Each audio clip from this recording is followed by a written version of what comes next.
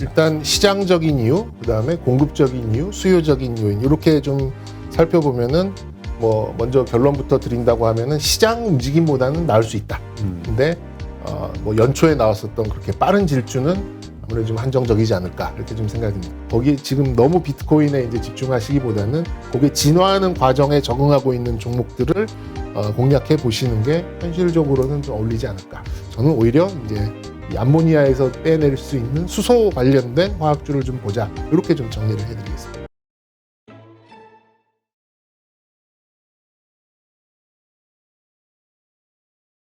자, 그러면 이번에는 LG화학 얘기를 해볼까요? 이제 배터리 리콜 뭐 GM하고 네. 합의가 됐다 이런 뉴스가 나오면서 이제 다시 상승을 하고 있는데 시가총액 4위를 이제 다시 네. 탈환했죠. 어떻습니까? 이제 다시 본격적인 상승의 어떤 구간에 들어섰다 이렇게 봐야 될까요?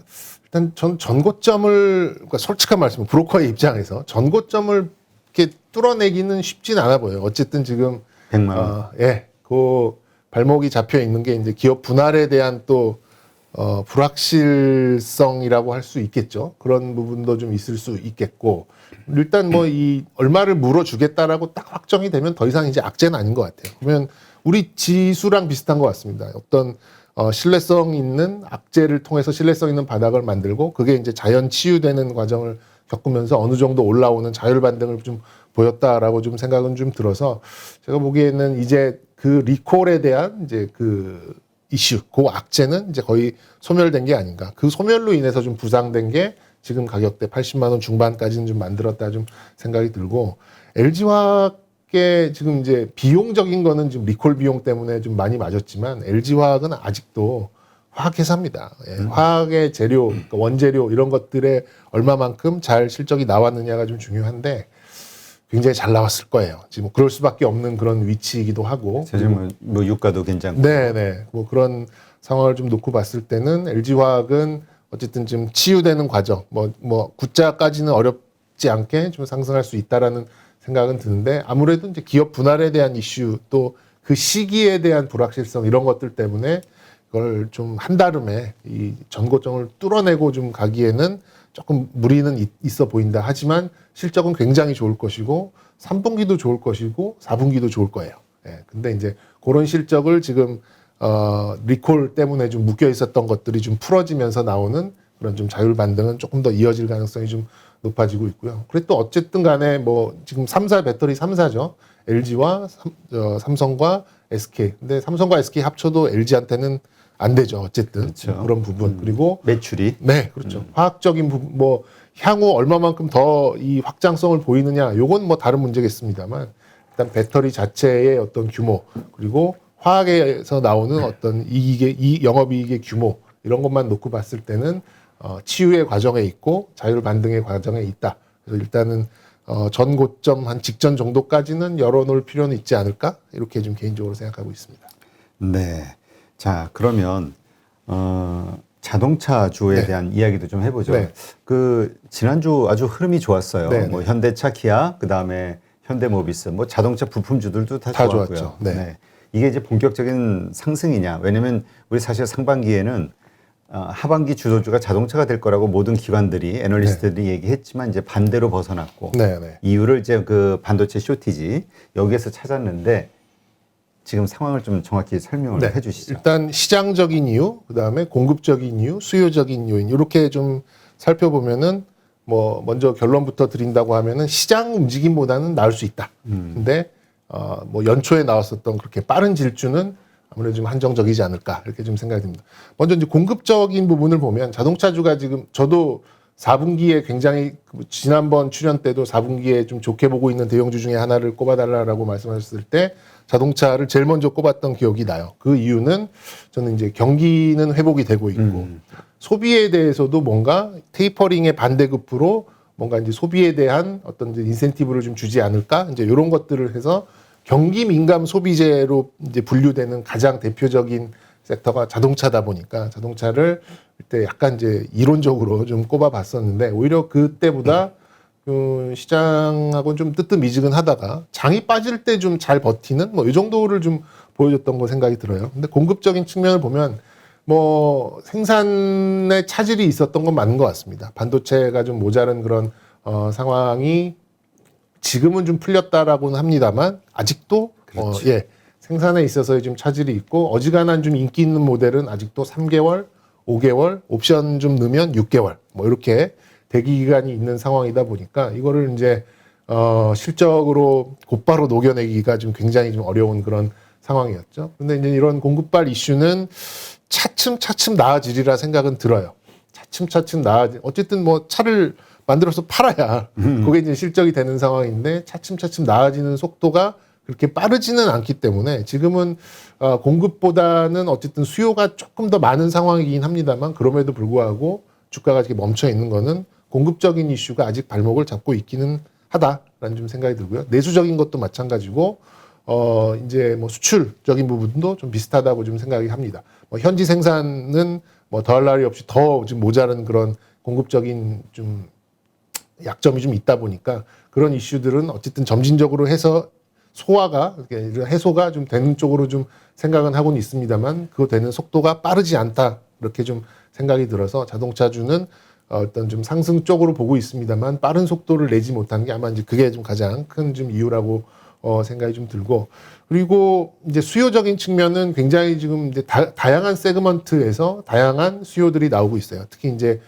요즘 자동차 관련된 종목들한테 가장 높은 밸류를 주는 게 신차 중에서 친환경 차의 비중이 얼만큼 가져가는가. 요게 좀 가장 중요한 부분인데 현대차는 5%를 넘어선 지가 한참 됐죠. 그러면 대충 봐도 그 테슬라의 시총에 뭐 어느 정도는 돼야 되지 않겠어? 뭐 이런 좀 얘기가 있을 만큼 지금 굉장히 좀 뭐 낮아져 있는 그런 상태입니다. 뭐 10분의 1은 뭐 돼도 문제 없지 않을까? 뭐 이런 사람들도 많이 계신 것 같아요. 뭐 그런 면에서 봤을 때는 자동차의 좀 수요적인 면에서 이렇게 좀 접근할 수 있는 거는 어쨌든 다양한 세그멘트에서 다양한 뭐 예를 들어서 뭐 제네시스 같이 내연기관이지만 아주 고부가 같이 비싼 자동차의 수요도 좀 남아 있고 아이오닉이나 또 기아 EV6 같은 친환경차 또 전 세계적으로 가장 많이 팔리고 있는 수소차 이런 것들의 타이틀이 있다 보니까 공급적인 측면만 조금 풀려준다 그러면 거기에 밸류를 높여줄 수 있는 논리는 어렵지 않게 있지 않을까 생각이 듭니다. 그리고 이제 시장적인 측면을 봐야 되는데 사실 대한민국의 시가총액 상위에서 반도체 몇 개 빼고 배터리 몇 개 빼면 뭐 자동차가 툭 튀어나올 수밖에 없는 거죠. 그렇죠. 기아, 현대차, 모비스 뭐 이렇게 좀 이렇게 놓여 있는 그런 상황인데 아무래도 이제 프로그램과 연계된 그런 수급의 입장에서는 결코 좋지만은 않은 것 같아요. 네. 그런 면에서 봤을 때는 말씀드린 대로 지금은 이제 공급적인 그런 이제 속도의 문제가 가장 두드러지지 않을까라는 생각이 들고 그렇다 보니 자동차 쪽에 어느 정도의 좀 자금 비중을 넓히고 싶었었던 기관들의 입장에서는 완성차를 쉽게 접근하지 못하니까 그 바로 아랫단에 있는 제1 협력사들을 공략을 하면서 상대적으로 수익률이 굉장히 좋게 나왔었죠. 뭐 현대위아, 현대오토에버 그리고 분할 이슈가 있음에도 불구하고 뭐 만도 같은 종목들한테도 그런 쪽에 좀 우호적인 좀 수급이 들어왔었던 것이 아마 그런 것들의 좀 증명이 좀 되지 않을까 좀 생각이 들어서 뭐 결론적으로 말씀드립니다만 시장의 전체적인 흐름이 굉장히 지금 더디기 때문에 시장보다는 좀 좋은 흐름을 가져갈 수 있는 자동차가 조금 표시가 나고 있지는 않습니다만 공급적인 측면이 좀 풀려간다라고 하면 시장보다는 좀 좋을 가능성이 있는데 그 속도가 많이 나고 있지 않으니 약간 뭐 시장 플러스 알파 정도로 좀 생각하시는 게 어떨까 그렇게 좀 말씀드리고 싶습니다. 그러니까 이제 전반적인 흐름을 시장이 그렇게 안 좋을 거라고 예상을 하시는 거잖아요. 뭐 안 좋다기보다는 굉장히 더딜 것이다. 예. 그냥 횡보할 것이다. 네, 그러니까 그렇죠. 지금 지난주에 좀 이게 올라와 줬지만 네. 이게 이제 그게 그 지난주 같은 흐름을 또 기대하기는 좀 쉽지 않다. 그렇죠. 앞으로 이제 네, 네. 횡보할 것이다. 이렇게 보면 되겠네요. 그렇죠. 뭐 그렇게 아니면은 시장이 더 올라올 거라고 좀 보려면은 지금 이제 외국인들의 그런 수급이 환율을 타고 훅 내려가 줘야 돼요. 근데 아직 오늘 다시 85원, 86원이 올라오잖아요. 그러니까 지금 일단은 1,200원, 그다음에 1,180원 내에 갇혀 있는 환율단에서 외국인들이 이렇게 돈을 또 연말도 다가와서 이제 클로징도 해야 되는데 굳이 여기에서 이렇게 좀 베팅을 할 가능성이 높지 않거든요. 그러면 이제 뭐 적어도 요게 뭐 2주 한 달 동안에 있을 그런 상황만 놓고 본다 그러면 굉장히 좀 이렇게 위든 아래든 답답한 이제 그런 이제 지수 흐름 안에서 우리가 좀 생각을 해봐야 되기 때문에 뭐 또 시가총액 상위에 있는 자동차만 놓고 봤을 때는 좋아진다라고 말씀을 드리겠습니다만 시장의 영향, 시장의 움직임을 좀 감안을 했을 때는 시장보다는 낫지만 그래도 느리게 움직일 수밖에 없는 상황이다. 이렇게 좀 결론을 드리겠습니다. 네, 알겠습니다. 별로 재미없을 것 같다. 네, 그렇죠. 대신 부품 쪽은 자동차의 부품 쪽은 완성차보다는 훨씬 좀 가볍게 움직일 가능성은 좀 있어 보여요. 지속적으로. 그러니까 대형주보다는 중소형주가 강세를 보이는 흐름이 앞으로도 계속 갈 것이다. 이렇게. 중소형주보다는 그러니까 대형주 내에서도 부품주 있잖아요. 네. 예, 뭐 그러니까 현대자 붙은 종목들도 좀 있고, 그리고 현대랑 오래 거래했었던 최앞선에 있던 부품주. 그러니까 아예 뭐 전선 꾸러미 뭐 이런 것들까지 이제 뭐 우리 그 리비안 관련 종목들처럼 뭐 여기에 뭐 플라스틱 조금 납품하면 확 올라가잖아요. 그런 움직임이라기보다는 현대자 붙은 최일선에 있는 부품주 위주로 자동차를 좀 대신 뭐 약간 중기적인 접근을 하신다면 그게 좀 어울리지 않을까 이렇게 좀 말씀드리겠습니다. 네, 알겠습니다. 자, 비트코인 상장지수 펀드 ETF가 이제 출시가 되면서 이제 관련주들이 이제 확 뛰어오르는 네. 미국장도 그렇고요. 어떻습니까? 지금 국내에서는 이 수혜를 받을 만한 주식이 있을까요? 일단 수급적으로는 다 수혜를 보고 있죠. 그러니까 이 네 종목, 이 네 가지 ETF에 이제 포함되는 종목들 보면은 얘가 왜? 이런 종목들도 있어요. 예, 분명히 있습니다. 그리고 어떤 것들에 따라서 약간 이제 비중이 엔터에 조금 치중돼 있는 것들이 있고 플랫폼에 치중돼 있는 것들이 좀 있고 이런 것들에 좀 이렇게 나뉘어져 있는 부분이 있는데 지금은 속된 말로 좀 개혁발이죠.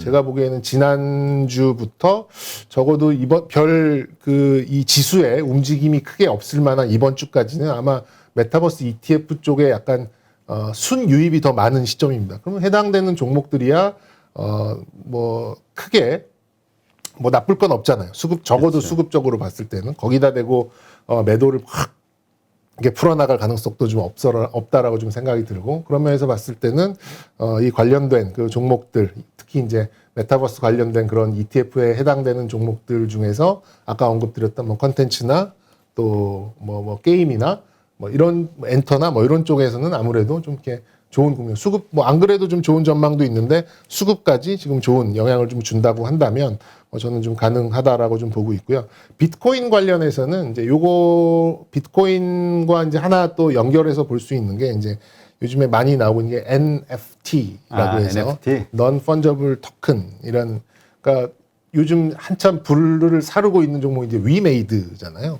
예. 그래서 게임주 중에. 예, 그리고 이제 요게 이제 한 단계 좀 진화했다라고 봅니다. 그러니까 이제 메타버스도 저는 이렇게 갈 거라고 봐요. 지금은 누가 메타버스를 구현할 수 있는 기술과 인프라에 도움이 되는가를 보고 있는 이제 그런 시점이라고 놓고 본다면 앞으로는 메타버스로 과연 어떤 이제 수익 모델을 창출할 수 있을 것인가. 근데 이제 요걸 가장 좀 잘 근접하게 보여주고 있는 게 이제 위메이드의 미르라고 생각이 듭니다. NFT를 이용해서 그거를 이제 조금 이제 진화시킨다면 이제 메타버스까지 이제 뭐 말 그대로 지금 게임상에 있는 광물을 채취해 가지고 내가 돈벌이가 된다는 거잖아요. 그러면서 그렇죠. 이제 막 해외 서버가 폭발하고 사실 미르 IP가 이 정도였나 하는 정도로 좀 생각이 들고 있는데 이제 뭐 게임을 좀 잘 아시는 분들은 이제 쌀먹과 찍먹 뭐 이런 또 은어가 있어요. 근데 이제 지금 미르4가 쌀먹의 어떤 한 모델을 보여줬다. 그러니까 이 게임을 가지고 수익 예전처럼 뭐 아이템을 뭐 이렇게 사고 팔고 하는 게 아니라 게임 자체로 말 그대로 이제 게임상 광물을 차지하기 위해서 내 캐릭터와 상대 캐릭터가 싸우고 또 집단을 형성하고 그 전쟁에서 이기기 위해서 아이템을 구매하고 뭐 이런 쪽으로 흘러가는 걸로 좀 볼 수 있다 보니까 지금 이제 게임들 또 이제 엊그제 나왔던 두나무와 하이브와의 또 뭐 지분 수합 뭐 이런 루머가 또 있어요. 이건 사실은 아닙니다. 확인된 거 아직 아닙니까? 확인된 건 아니고 뭐 이런 좀 루머가 있는 부분이요. 그러면 이제 이런 플랫폼들도 이런 것들을 좀 이용해서 실질적으로 이제 돈벌이에 나서고 있다라는 점이죠. 그러면 지금까지의 어떤 이 유니버스 어떤 이제 생태계를 조성하기 위한 메타버스 관련 종목들이 좀 움직이고 또 뭐 비트코인 관련된 종목들이 움직였다면 지금은 이제 한 단계 좀 진보해서 좀 실체성 있는 쪽으로 움직일 가능성이 좀 높아요. 그래서 비트코인으로만 좀 이제 그 관련된 걸 좀 모아본다고 하면 저 개인적으로는 그냥 ETF나 뭐 뭐 두나무 관련된 그런 종목으로 사는 것보다는 오히려 직접 그쪽을 노려보시, 예, 그게 이론적으로 더 맞지 않나 좀 생각은 듭니다. 근데 이제 뭐 이 방송에서 그런 말씀드리면 또 이제 손가락질을 비트코인을 또 태생적으로 싫어하시는 분들이 네네, 있어가지고 그런 분들이 좀 계실 수 있으니까 그런 분들을 위해서 이제 아까 말씀드려서 이제 NFT와 비트코인과 이제 개념적으로는 비슷합니다만 다릅니다. 이게 확실하게 그냥 기존에 있었던 암호화폐랑 NFT는 조금 다른 개념인데 어쨌든 뭐 그렇다고 해서 어떤 분들은 좀 야 저거 바다 이야기가 온라인 게임으로 환생한 거 아니냐 뭐 이렇게 하시는 분들도 계시는데 그건 이제 너무 나간 것 같고요. 제가 보기에는 이제 일단 이런 걸로 뭔가 뭐 벌이가 될 수 있는, 그러니까 유인이 새롭게 좀 생긴다고 좀 볼 수가 있겠어요. 그런 면에서 봤을 때는 뭐 비트코인 ETF 뭐 이렇게 좀 보시기보다는 그걸 사시는 거면 차라리 그쪽을 직접 보시는 게 좋을 것 같고, 요 지금 상황에서 한 단계 좀 진화해 나가고 있는 NFT 쪽에 있는 게임이나 또 컨텐츠 또 이런 플랫폼 뭐 관련된 그런 종목을 보시는 게 좀 좋지 않을까. 그래서 저는 관련된 종목으로는 지금 하이브 좀 눈여겨 좀 보고 있고요. 그리고 지금 위메이드의 미르 IP로 굉장한 성공을 보였잖아요. 근데 이제 이 위메이드는 위믹스라는 이제 그런 말하자면 이제 사이버상의 자산을 가지고 그게 이제 광물이 이렇게 이쪽으로 환전이 되고 환전이 되는 그런 과정에 또 수익이 좀 있거든요. 그거를 또 구현할 수 있는 그런 이제 종목이 뭐가 있을까 좀 찾아봤더니 카카오 게임즈에 이제 보라라는 이제 암호화폐가 있습니다. 그거를 좀 진화시켜서 지금 카카오 게임즈의 다른 게임과 연동시켜서 할 가능성이 좀 있어 보이고, 그리고 이제 열혈강호라는 게임 IP를 가지고 있는 룽투코리아가 공시도 나왔어요. 내년 초에 이 위메이드의 위믹스의 코인을 가지고 새롭게 이제 버전을 내놓겠다. 뭐 이런 것들이 있다고 하면 저는 지금 ETF로 묶이는 비트코인에 그냥 이렇게 탁 감고 이게 접근하시는 것보다는 진화하고 있는 어떤 이제 이런 토큰들, 암호화폐들 이런 것들에 좀 관련된 종목으로 한 단계 좀 눈을 좀 돌려보시는 게 어떨까? 저는 오히려 이쪽을 좀 강조드리고 싶습니다. 네, 알겠습니다.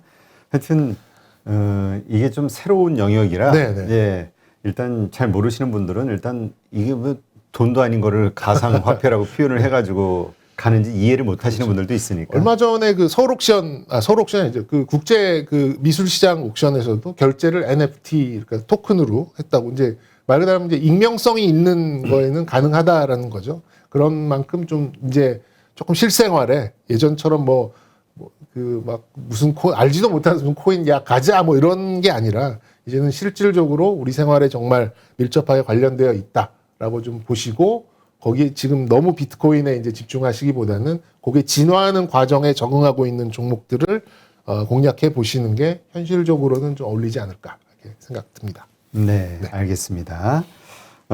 지난주 원전주도 좀 상승했잖아요. 네네. 정유화학주도 그렇고요. 네. 이 부분은 어떻습니까? 이번 주도 계속 흐름이 이어질까요? 원전은 투자 심리가 자극을 해주는 거고요. 그리고 이번에 뭐 영국도 같이 원전 네네, 뭐 늘린다고 뉴스가 또 주말에 나와서. 네네.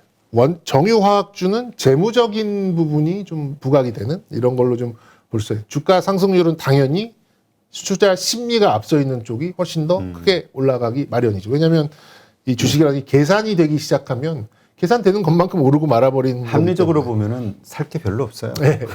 원전 쪽은 지금 유럽 쪽, 그러니까 그런 거죠. 지금 탄소 중립화를 외쳤는데 기존의 태양광, 풍력, 뭐 사실 예전보다 일조량이 줄어들고, 뭐 영국에서도 뭐 스코틀랜드 흑해 지역에 왕창 깔았는데 바람이 예전보다 안 불고, 그렇다 보니까 당장 또 석탄 떼다 또 뗄 수는 없는 부분이고, 그렇지. 그렇다 보니까 그러면은 요 과도기적인 부분을 소형 원전 혹은 좀 안전한 원전 쪽으로 조금 이제 거쳐가면 어떨까? 이런 얘기가 지금 이제 유럽 쪽에서 나오고, 오늘 새벽에 미국에서도 나온 걸로 알고 있어요. 그렇게 보면 이게 어느 정도 우리나라 회사들이 진출을 해서 얼마를 벌어들여서 뭐 재무적으로 얼마의 이익이 된다, 이런 것들이 나와 있는 게 아니잖아요. 역시 그렇죠. 이제 투자 심리가 자극되는 이제 그런 과정이고, 향후에 이런 곧바로 그러니까 탄소 중립을 가져가는 그런 과정에서 원전이 사용될 수 있는 이제 그런 확장성, 가능성을 열어놨기 때문에 원전 관련된 키워드는 아무래도 이제 실적 발표가 좀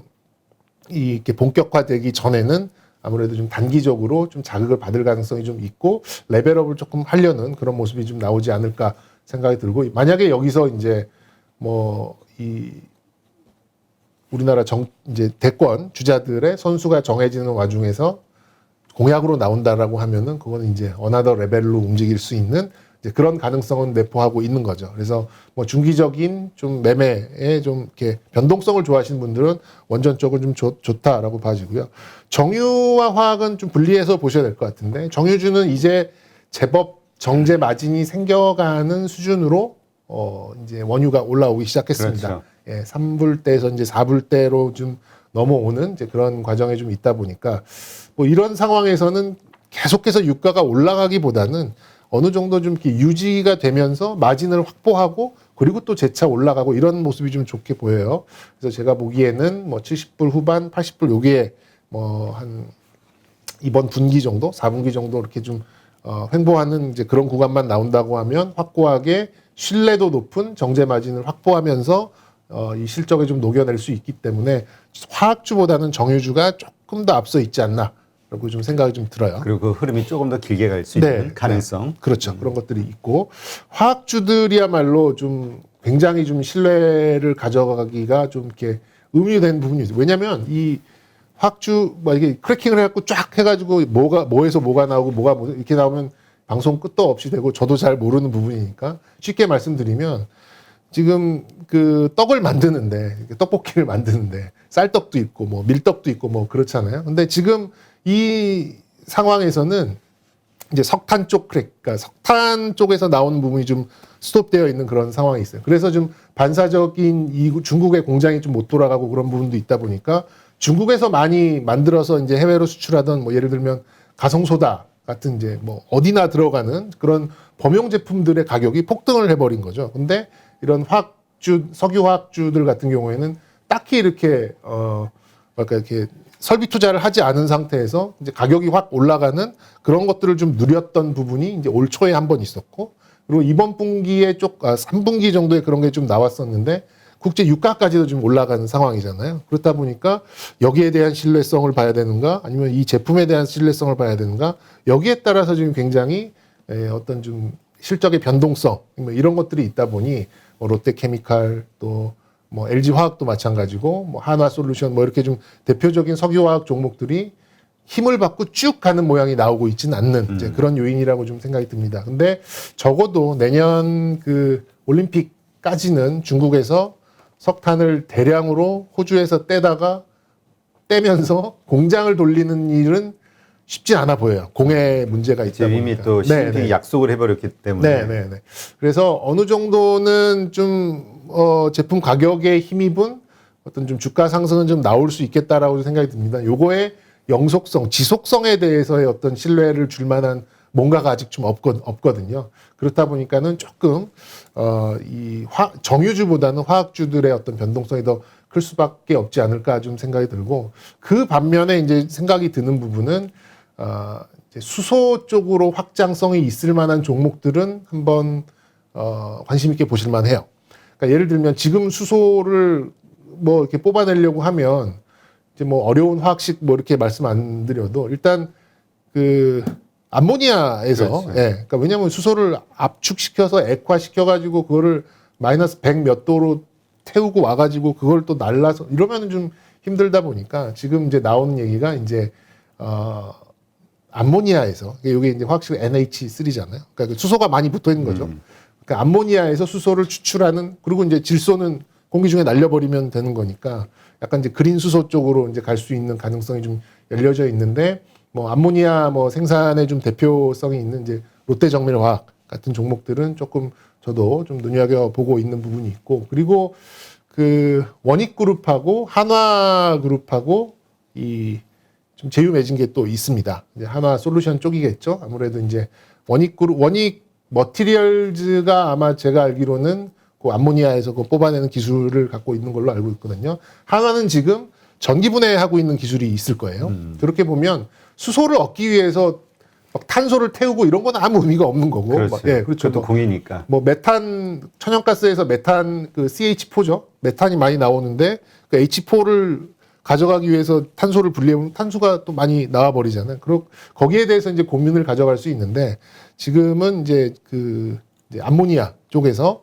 뭔가 수소를 얻을 수 있는 이제 그런 쪽의 어떤 화학 종목들은 좀 중장기적인 관점에서 좀 뭐 매수하시란 말씀은 절대 아니고요. 관심 있게 어떤 식으로 이게 이제 진화되면서 흘러가는가를 한번 좀 보실 필요는 있다라는 생각이 듭니다. 그래서 정리를 드리면 원전은 계속해서 자극이 되면서 어떤 투자 심리가 받쳐주는 뭔가가 좀 있을 가능성이 높다라고 봐지고 정유주는 수치가 보여주는 어떤 신뢰성은 화학주보다는 좀 높다. 화학주는 지금 이제 제품 가격과 원료 차이에서 오는 신뢰성이 높지 않다 보니까 저는 오히려 이제 이 암모니아에서 빼낼 수 있는 수소 관련된 화학주를 좀 보자. 이렇게 좀 정리를 해드리겠습니다. 네, 알겠습니다. 뭐 시장이 워낙 변동성이 심하다 보니까 참 예상을 한다는 게 어려운 일이죠. 네. 그래도 뭐 이게 우리가 그래도 일단 뭔가 기준 같은 거를 좀 세워놓고 네. 대응을 해야 되다 보니 이렇게 이제 한번 예상을 해보는 시간을 좀 가졌습니다. 하여튼 이번 한 주 지금 이야기하신 대로 흘러갈지 또 어떤 변수들이 생길지 모르겠으나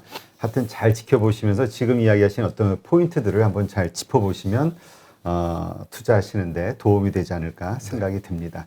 네, 이제까지 IBK 투자증권 분당센터 정경민 차장님과 함께했습니다. 고맙습니다. 네, 감사합니다.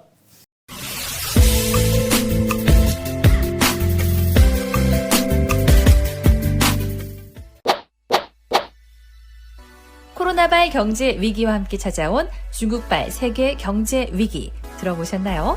금융위기가 여러분의 일생일 때 최고의 기회가 될 수 있다는 사실도 알고 계신가요? 중국경제 독보적 1인자, 성균관대학교 중국대학원 교수 안유아 교수에게 들어보는 줌 라이브 특강. 여러분에게 펼쳐질 구의 기회, 8.15 머니톡에서 기회의 문을 열어드립니다.